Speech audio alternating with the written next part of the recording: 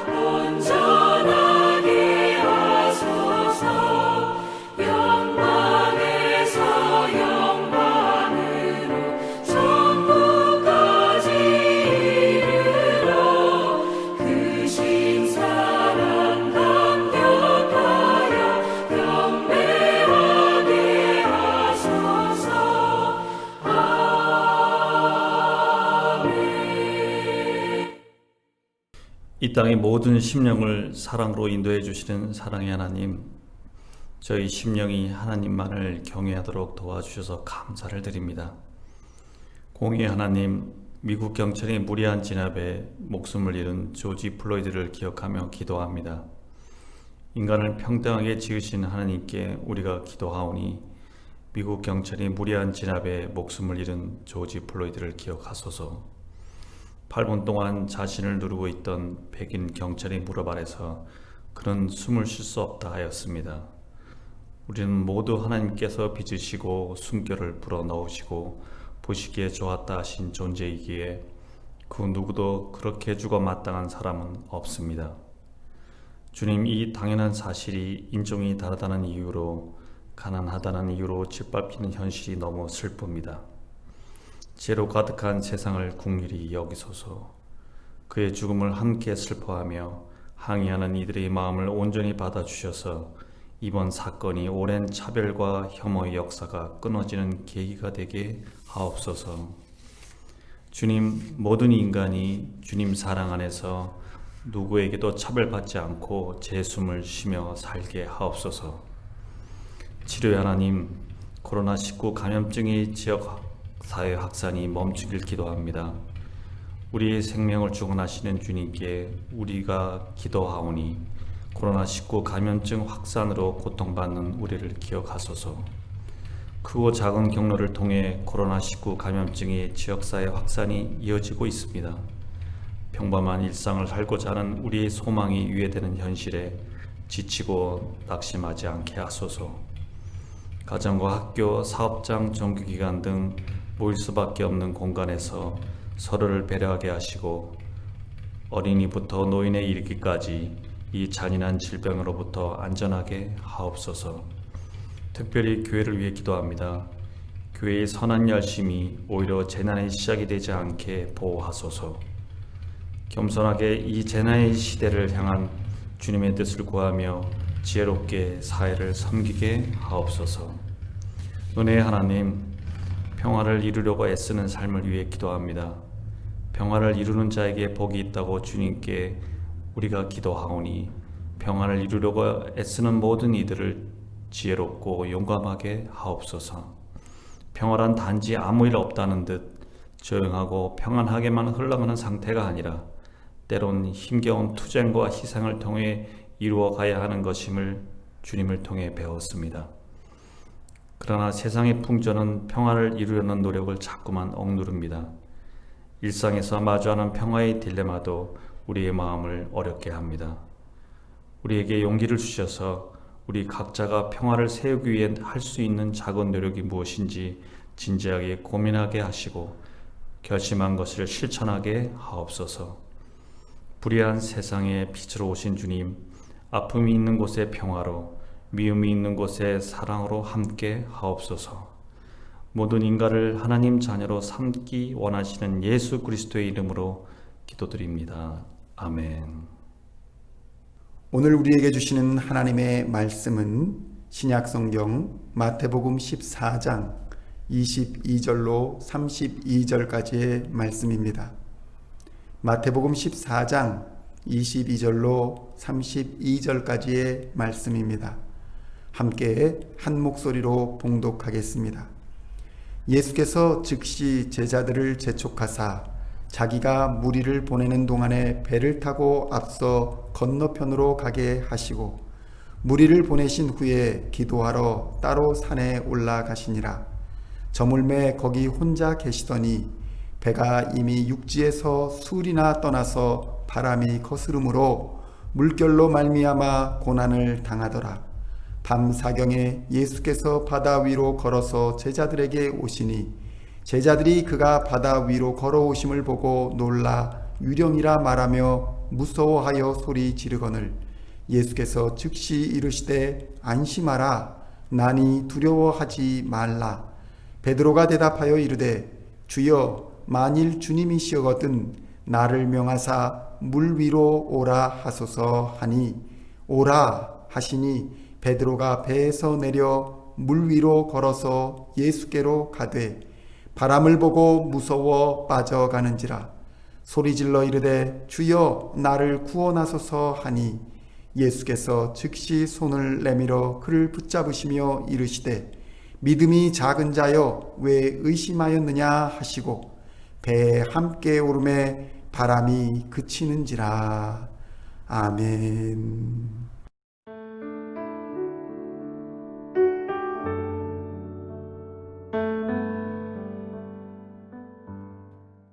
오늘은 마태복음 14장 22절로 32절까지의 말씀을 본문으로 두려움에 맞서는 신앙이라는 제목으로 은혜의 말씀을 함께 나누고자 합니다. 최근 우리는 심각한 사회 갈등을 경험하고 있습니다. 누군가의 정치 신념을 강요하며 따르지 않을 때에는 집단적인 폭력이 가해지는 일종의 전체주의적인 성향을 보여주고 있습니다.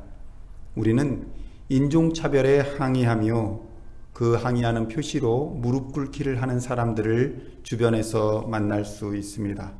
누구나 자신의 정치적인 의사를 표시하는 것은 자유입니다. 그러나 그것을 하지 않는다고 해서 비난받아야 할 이유는 없는 것입니다. 한국에서도 과거에 제사를 드리는 문화가 상식이 되어 있었던 시절이 있습니다. 그때의 기독교는 돌아가신 분의 위패나 영정 앞에 무릎을 꿇고 절을 하는 모습을 보면서 그것을 우상 숭배라고 생각을 하였고, 지금도 많은 기독교인들이 장례식장에서 영정 앞에 절하지 않습니다. 초창기 이러한 신앙의 표현으로 말미암아 수많은 그리스도인들이 핍박을 받았고 폭력에 희생되기도 했습니다. 그러나 지금은 어떻습니까? 우리 기독교인들은 오직 살아계신 하나님 앞에서만 무릎을 꿇고 예배할 수 있다고 믿습니다. 그리고 그러한 신념은 우리 조상들에 대한 무시나 무지의 표현이 아니며 다른 방법으로도 우리는 조상을 존중하는 마음을 표현할 수 있다는 것입니다. 인권운동이 왜 무릎 꿇는 방식으로 표현되는지, 그 운동이 정당한지 부당한지의 여부는 논외로 하더라도 자신의 신념에 동조하는 그러한 행위를 강요하는 것은 민주국가에서는 상상할 수 없었던 일입니다. 인종차별은 매우 부끄러운 일입니다. 그러나 그것은 흑인들만의 문제는 아닌 것입니다. 최근에도 너희 나라로 돌아가라며 폭행을 당한 아시아인과 한인의 이야기가 뉴스에 나온 적이 있습니다. 인종차별을 백인들만 할 것이라는 것은 매우 심각한 오해입니다. 한국도 외국인 노동자들에 대한 인종차별이 심각했던 적이 있습니다. 그것은 동남아 사람들이라고 다르지 않습니다. 일본 대마도에서는 한국인 출입 금지라는 차별적 문구를 상점과 식당에 내걸기도 했습니다. 한국인 스스로도 일본인을 쪽발이 내지는 섬 원숭이라는 말로 비하하고 욕하지는 않습니까? 흑인이 백인을 차별하며 아시안을 차별하는 경우도 있습니다. 히스패닉을 차별하기도 합니다. 인종차별은 백인들이 흑인 노동력 갈취와 노예제도 및 사람을 사고 파는 등의 행위로 증폭되었지만 오직 백인들만이 인종차별을 하는 것은 아니라는 것입니다. 사람을 평등하게 대하지 않는 것은 성서시대에도 존재했으며 당시 누가 지배층인가에 따라서 차별의 역사는 다르게 나타났습니다. 중요한 것은 우리 모두가 이러한 인종차별에서 자유롭지 않으며 이것은 모두 우리 자신의 죄악에서 시작된 것임을 우리는 알아야 한다는 것입니다. 예수님은 이러한 인간의 본성에 자신의 피를 뿌려서 정결하고 거룩하게 하시고자 이 땅에 오신 것입니다. 예수님 스스로도 차별적인 발언을 하신 적이 있습니다. 마태복음 15장에 보면 딸이 귀신 들려 고통받고 있어서 예수님의 도우심을 구하고자 소리 지르는 가나안 여인을 만나시는 장면이 나옵니다. 마태복음 15장 25절로 28절까지의 말씀입니다. 여자가 와서 예수께 절하며 이르되 주여 저를 도우소서. 대답하여 이르시되 자녀의 떡을 취하여 개들에게 던짐이 마땅하지 아니하니라. 여자가 이르되 주여 올소이다마는 개들도 제 주인의 상에서 떨어지는 부스러기를 먹나이다 하니, 이에 예수께서 대답하여 이르시되 여자여 내 믿음이 크도다. 내 소원대로 되리라 하시니 그때로부터 그의 딸이 나으니라. 아멘. 성도 여러분, 지금 이 세상에는 어떤 일이 벌어지고 있습니까? 우리가 경험하고 있는 이 차별과 차별 반대 시위는 우리가 처음이 아닙니다. 이 세상은 우리가 속한 집단에 의해서 본질적으로 차별을 받을 수밖에 없는 구조적인 한계를 가지고 있습니다.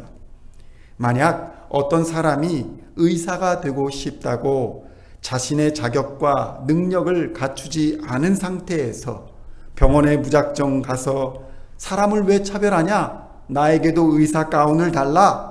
배운 것으로 차별하지 말라. 이렇게 주장한다면 그것은 넌센스일 것입니다. 여기서 중요한 것은 우리가 본래 차별적인 세상에서 살아가고 있다는 것입니다. 그리고 이러한 차별이 우리의 죄악된 본성에서 시작된 것이라는 것도 깊이 인식하고 우리는 회개하며 오직 하나님 앞에 무릎을 꿇어야 한다는 것입니다.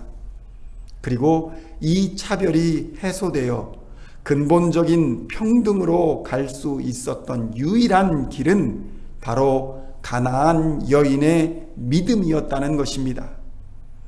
이 사실을 우리는 오늘 본문의 예수님의 말씀 속에서 발견하게 되는 것입니다.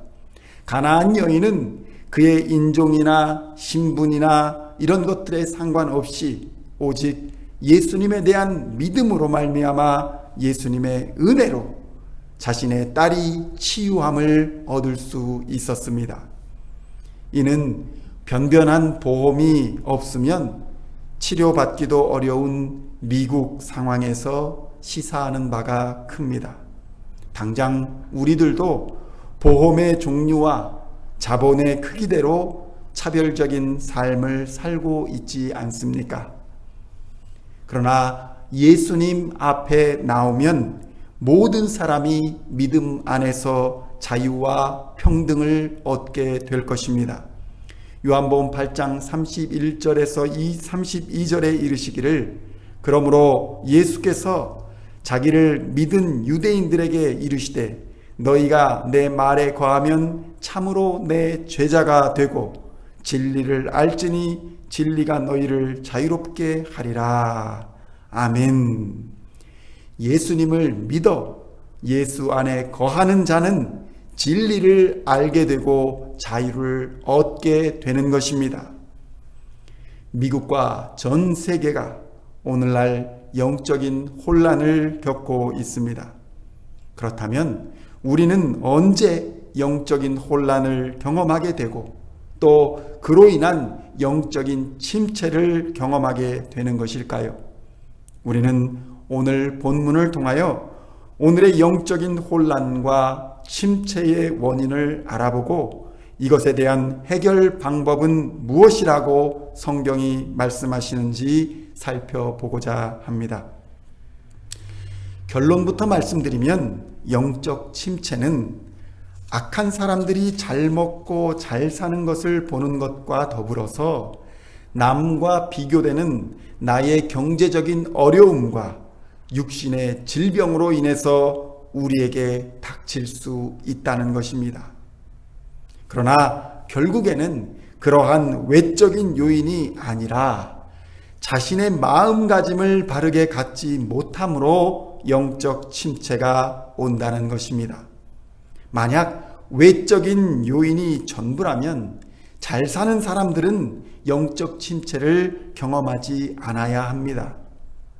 결국 신앙인의 영적 침체는 그리스도 예수께서 우리와 함께 하시고 우리를 지키시고 보호하여 주심에도 불구하고 아무도 자신을 도울 수 없다고 느끼는 데에서 영적 침체가 시작된다는 것입니다.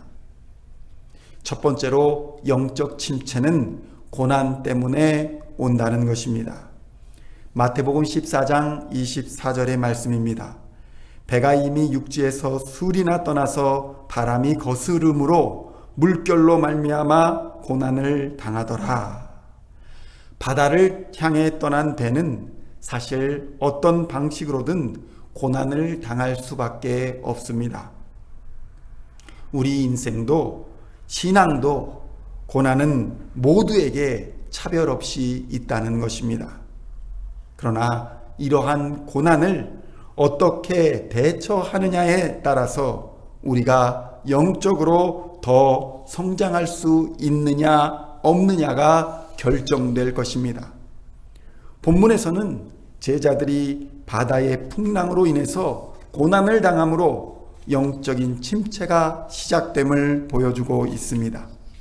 여기서 고난당하다라고 쓰여진 단어는 헬라어로 바사니조라는 단어인데 이는 괴로움이나 심한 아픔을 뜻하는 바사노스에서 유래된 단어입니다. 그런 이 단어 바사노스는 원래 가짜 돈을 알아내는 시금석을 의미하는 단어였습니다. 즉, 이 단어는 금의 순도를 시험하는 말로서 순도 높은 금을 만들기 위한 뜨거운 용광로와 관련하여서 심한 고난 혹은 시험을 뜻하는 말로 쓰여지기 시작했다는 것입니다. 이후에 이 단어는 노예를 고문하거나 고통스럽게 하는 상황에 쓰였으며 신약 시대에 와서는 지옥의 고통을 의미하는 단어로도 사용되었습니다. 성도 여러분, 성도가 이 세상을 살아가면서 당하는 고난은 우리를 연단시키는 하나님의 섭리이며 고난을 당하는 것이 지옥의 쓴맛을 보는 것처럼 괴롭지만 이것을 극복하고 이기는 자는 더욱 주의 말씀을 잘 지키며 고난을 자신의 유익으로 받아들이게 된다는 것입니다. 시편 119편 67절에는 이렇게 말합니다. 고난당하기 전에는 내가 그릇 행하였더니 이제는 주의 말씀을 지키나이다. 또한 같은 장 71절에 고백하기를 고난당한 것이 내게 유익이라 이로 말미암아 내가 주의 율례들을 배우게 되었나이다. 아멘. 성도 여러분, 고난은 그 자체로는 연단되어지는 불과 같은 고통이요 지옥의 고통처럼 느껴질 수 있으나 이러한 고난으로 우리가 영적인 침체의 늪에 빠져서는 안 될 것입니다. 오히려 이러한 고난을 잘 참고 극복하면 하나님이 우리를 높이시며 상급을 주실 것이라는 것을 성경은 약속하고 있습니다. 베드로전서 1장 7절의 말씀입니다. 너의 믿음의 확실함은 불로 연단하여도 없어질 금보다 더 귀하여 예수 그리스도께서 나타나실 때에 칭찬과 영광과 존귀를 얻게 할 것이라. 아멘. 예수님의 십자가의 고난을 바라보시고 이 십자가에서 위대한 승리를 거두신 예수님을 의지함으로 최후 승리를 얻는 시온중앙장로교회의 모든 성도님들 다 되시기를 우리 주 예수님의 이름으로 축원드립니다. 두 번째로 영적 침체의 원인은 바로 두려움에 있습니다. 마태복음 14장 26절로 27절에 말씀하시기를 제자들이 그가 바다 위로 걸어오심을 보고 놀라 유령이라 하며 무서워하여 소리 지르거늘 예수께서 즉시 이르시되 안심하라 나니 두려워하지 말라. 아멘. 성도 여러분, 이 두려움은 경제적 또는 신체적으로 앞날에 대한 걱정과 염려 때문에 우리에게 닥쳐옵니다. 성도들이 부지불식간에 갑자기 찾아오는 두려움과 염려를 느끼게 되는 이유는 바로 천지 만물의 주인 되시고 다스리시는 분이 우리 예수님이라는 사실을 순간적으로 잊어버리기 때문입니다. 본문에서 제자들은 예수님을 유령으로 알고 두려워했습니다. 그런데 이 제자들은 누구였습니까? 귀신을 내쫓으시는 예수님의 제자들이었습니다. 그들은 귀신을 쫓아내시는 예수님의 능력을 보고 그분의 제자가 되었음에도 유령을 두려워하고 있었다는 것입니다. 마태복음 12장 22절의 말씀입니다. 그때에 귀신 들려 눈 멀고 말 못하는 사람을 데리고 왔거늘 예수께서 고쳐주심에 그 말 못하는 사람이 말하며 보게 된지라. 아멘. 이런 하나님의 능력을 보고도 귀신을 두려워하는 것이 바로 제자들이었습니다. 또한 자연 속에 일어나는 많은 재해들은 어떻습니까? 예수님은 오병이어로 배고픈 자들을 먹이셨고 중풍병자와 각종의 질병들을 다 치료해 주시는 전능하신 하나님이셨습니다.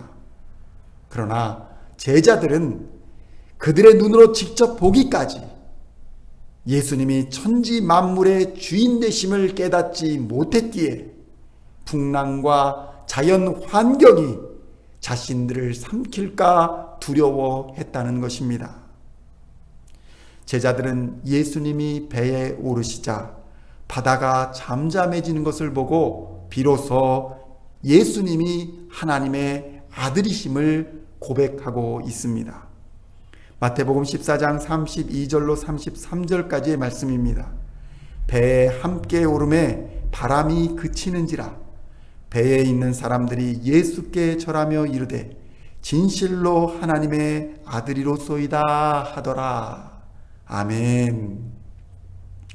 성도 여러분, 우리는 오늘 입술로는 예수님을 나의 주인이시며 천지 만물의 주관자이시며 하나님의 아들이라고 고백하면서도 세상에서 당하는 여러 가지 일들로 두려워하며 염려하고 있지는 않습니까? 성도 여러분, 두려워하지 마십시오.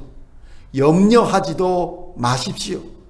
왜냐하면 주 예수를 믿는 자에게 하나님이 함께 하실 것이며 그를 구원하실 것이라 약속하시기 때문입니다. 예레미야 1장 8절의 말씀입니다. 너는 그들 때문에 두려워하지 말라. 내가 너와 함께하여 너를 구원하리라. 나 여호와의 말이니라. 아멘. 두려움이 갑자기 엄습하여 우리를 염려의 구덩이로 몰아갈 때에 우리가 해야 할 것은 예수님이 우리와 함께 하심을 믿는 것이라는 것입니다. 그리고 상황과 환경을 두려워하는 것이 아니라 하나님을 두려워해야 한다는 것입니다. 그러면 우리는 모든 어려움과 두려움을 이기고 그리스도의 장성한 분량에 이르기까지 성장하게 될 것입니다. 빌립보서 2장 12절로 14절의 말씀입니다. 그러므로 나의 사랑하는 자들아, 너희가 나 있을 때뿐 아니라 더욱 지금 나 없을 때에도 항상 복종하여 두렵고 떨림으로 너희의 구원을 이루라. 너희 안에서 행하시는 이는 하나님이시니 자기의 기쁘신 뜻을 위하여 너희에게 소원을 두고 행하게 하시나니 모든 일을 원망과 시비가 없이 하라. 아멘. 우리로 소원을 두고 행하게 하시며 이루게 하실 하나님을 찬양합니다. 마지막으로 영적 침체는 보다 근본적으로는 믿음이 적기 때문에 온다는 것입니다. 예수님의 부르심에 응답하여 바다로 발을 내디뎌 물 위를 걸었던 베드로는 믿음이 적었기 때문에 바다에 빠져가기 시작했습니다. 사실 애초부터 베드로가 바다 위를 걸을 수 있었던 이유는 예수님을 믿는 믿음 때문이었던 것이지 그의 능력이 그것을 가능하게 한 것은 아니었습니다. 믿음을 어떻게 계량화시켜 크고 작은 양으로 환산할 수 있겠습니까? 사실 믿음이 적다는 것은 믿음이 없다는 것이며 이것은 죽은 믿음을 의미하는 것입니다. 겨자씨만한 믿음도 살아있는 것은 능력이 있는 믿음이라는 것입니다. 믿음의 크기를 누가 말할 수 있겠습니까? 단지 우리는 표현을 작다, 크다 라고 하지만 오직 우리는 믿음이 있느냐, 없느냐의 여부로 구원이 결정된다는 단순한 진리 아래 있다는 것입니다. 그러니까 믿음은 살아있는 활동이며 생명력이 있는 것이어서 능력이 없는 믿음은 실상은 죽은 믿음인 것이지 믿음이 작은 것은 아니라는 말씀입니다. 믿음과 관련하여 4대 교회에게 하시는 말씀은 우리에게 시사하는 바가 큽니다. 계시록 3장 1절로 3절까지의 말씀입니다. 4대 교회의 사자에게 편지하라. 하나님의 7영과 7별을 가지신 이가 이르시되 내가 내 행위를 아노니 내가 살았다 하는 이름은 가졌으나 죽은 자로다. 너는 일깨어 그 남은 바 죽게 된 것을 굳건하게 하라. 내 하나님 앞에 내 행위에 온전한 것을 찾지 못하였노니 그러므로 내가 어떻게 받았으며 어떻게 들었는지 생각하고 지켜 회개하라. 만일 일깨지 아니하면 내가 도둑같이 이르리니 어느 때에 내게 이르는지 네가 알지 못하리라. 성도 여러분, 겨자씨만한 믿음이라고 작다고 무시할 것이 아닙니다. 우리 주님은 살아있는 믿음, 행동하는 믿음, 능력 있는 믿음을 요구하는 것이지 죽은 믿음을 바라시지 않는다는 것입니다. 여기서 여러분의 믿음의 크기는 상관이 없다는 것입니다. 여러분의 믿음의 크기와 상관없이 그 일을 이루실 이는 하나님이시기 때문입니다. 그래서 우리는 살아있는 믿음을 가져야 영적 침체를 벗어나며 하나님의 능력을 경험하게 됩니다. 마태복음 17장 20절의 말씀입니다. 이르시되 너희 믿음이 작은 까닭이니라 진실로 너희에게 이르노니 만일 너희에게 믿음이 겨자씨 한 알만큼만 있어도 이 산을 명하여 여기서 저기로 옮겨지라 하면 옮겨질 것이요 또 너희가 못할 것이 없으리라. 아멘. 예수님의 겨자씨에 대한 비유는 믿음의 크기에 있는 것이 아니라 믿음에 생명력이 있느냐의 문제를 지적하고 계신 것입니다. 또한 이러한 생명력이 있는 믿음은 하나님의 능력으로 하나님의 일을 이루는 것이기에 생명 있는 믿음은 능치 못할 일이 없다고 예수님은 말씀하시는 것입니다. 이러한 믿음과 하나님의 역사하심의 연관성은 잠언서에서도 드러나고 있습니다. 잠언 16장 9절입니다. 사람이 마음으로 자기의 길을 계획할지라도 그의 걸음을 인도하시는 이는 여호와시니라. 아멘. 성도 여러분, 우리는 담대한 믿음을 가질 때에만이 고난과 어려움을 극복할 수 있습니다. 영적 침체를 극복할 수 있습니다. 이러한 믿음을 하나님께서는 성령님을 통해 예배와 말씀을 통해 우리에게 일용할 영의 양식으로 공급하여 주시는 것입니다. 그래서 예배와 말씀이 중요한 것입니다. 모이기를 패하고 예배드리기를 게을리하며 말씀을 멀리하면 우리의 믿음은 말라가게 됩니다. 결국 생명력이 없는 죽은 믿음이 되는 것입니다. 어디서든지 깨어서 말씀을 간절히 사모하고 하나님을 예배하고자 하는 자가 생명력 있는 겨자씨만한 믿음이 있는 자이며, 그를 통하여 하나님께서는 우리가 알지 못하는 크고 비밀한 일을 이루어 내시겠다고 약속해 주시는 것입니다. 어부들에 불과했던 예수님의 제자들이 그러했고, 예수님을 만난 수많은 죄인들과 가난한 자들이 그런 놀라운 변화와 능력을 경험했습니다. 이제는 우리 차례입니다.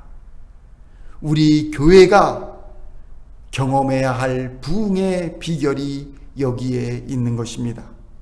살아있는 믿음으로 고난을 두려워하지 않으며 진실로 하나님을 두려워하는 마음으로 하나님이 이루시는 부흥의 역사에 주인공으로 참여하시는 여러분 되시기를 우리 주 예수님의 이름으로 간절히 축원드립니다. 함께 기도하겠습니다. 살아서 지금도 역사하시는 우리 주 하나님 감사합니다. 아브라함처럼 이 어두운 시대에 갈 바를 알지 못하나 믿음으로 나아가기를 원합니다. 믿음의 눈을 들어 살아계신 하나님을 보기를 원합니다. 하나님이 주시는 비전을 품게 하여 주시옵소서. 우리 교회와 가정과 이 나라에 부흥의 역사를 허락하여 주시옵소서. 크고 비밀한 일을 감당할 능력을 모든 나라의 하나님 백성들에게 부어 주시옵소서. 주의 사랑으로 차별 없는 세상이 되게 하여 주시옵소서. 오늘 예배를 통하여 우리를 영적 침체에서 건져주시며 나아가 능력 있는 그리스도인으로서 세상의 빛과 소금의 역할을 감당하는 주의 종들이 다 되게 하여 주시옵소서. 예수님의 이름으로 기도하옵나이다. 아멘.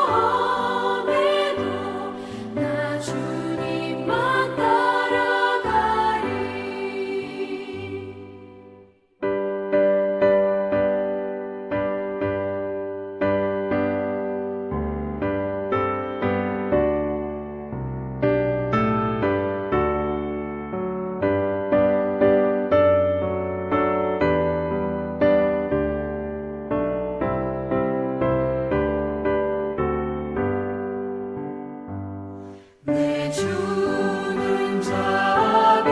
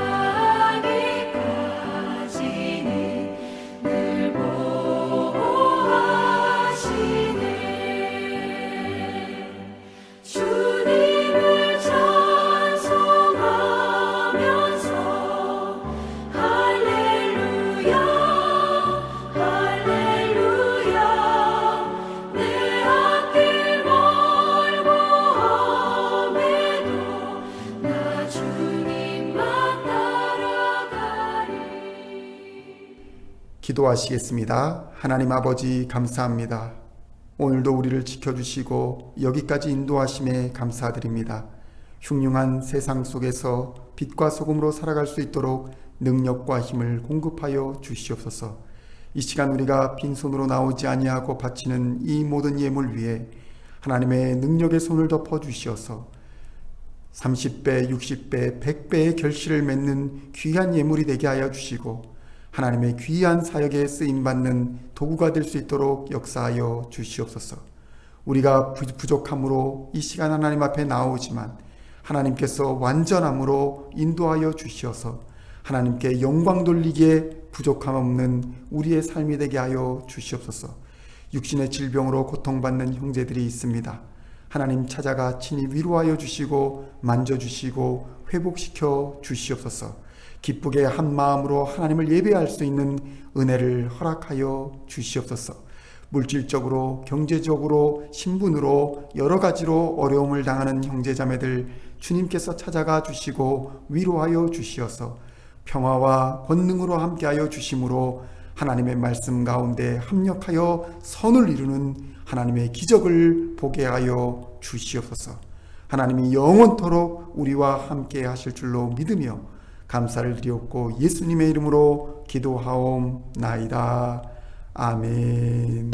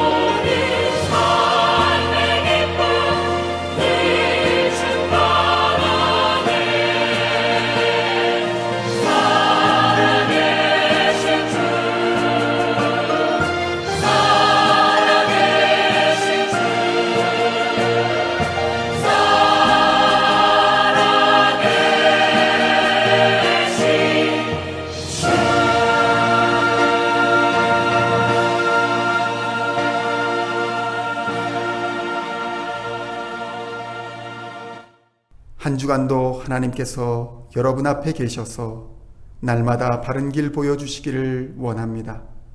하나님께서 여러분의 곁에 계셔서 날마다 팔로 껴안아 주시기를 원합니다. 하나님께서 여러분의 뒤에 계셔서 못된 사람들의 나쁜 계획에서 날마다 보존해 주시기를 원합니다. 하나님께서 여러분의 아래에 계셔서 떨어지면 받아주시고 덫에서 건져주시기를 원합니다. 하나님께서 여러분의 안에 계셔서 슬퍼할 때 위로하여 주시고 눈물 닦아 주시기를 원합니다. 하나님께서 여러분의 위에 계셔서 날마다 복에 복을 더하시길 간절히 원합니다.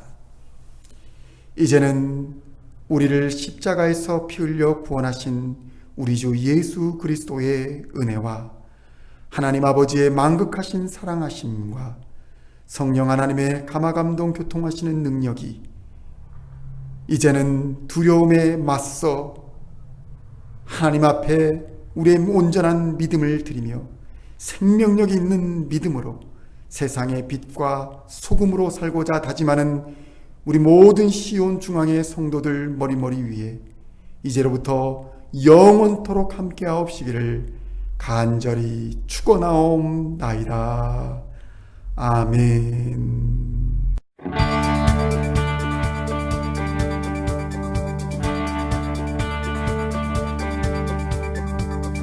Singing songs of our praise, we are coming.